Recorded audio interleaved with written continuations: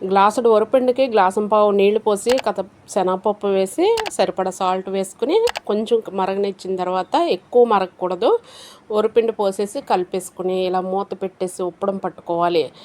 పిండి పోసాక స్టవ్ కట్టేయాలి. ఒక స్పూన్ నువ్వులు, కసిన ఉల్లిపాయ ముక్కలు ఈ ఉప్పడం పట్టిన పిండిలో ఈ విధంగా వేసుకుని 3 భాగాల కింద చేసుకున్నాను నేను. ఇలా కొంచెం చేయి తడి చేసుకుని ఒక్కొక్కసారి ఒక్కొక్క భాగం పెట్టుకుని చక్కగా చేత్తో సిమ్లో పెట్టి స్టవ్ ఆయిల్ సరిపడగా వేసుకుని ఇలా చేత్తో ప్రెస్ చేసుకుని చక్కగా ఇలా చిల్లులు పెట్టుకోవాలి. ఇలా చిల్లులు పెట్టుకుని సిమ్లో పెట్టేసి మూత పెట్టేసి 4 వైపులా తిప్పుతూ కాల్చుకుంటే చక్కగా సమానంగా దాకరొట్టి చక్కగా కాలుతుంది. ఇది తినడానికి కమ్మగా చాలా చాలా రుచిగా ఉంటుంది.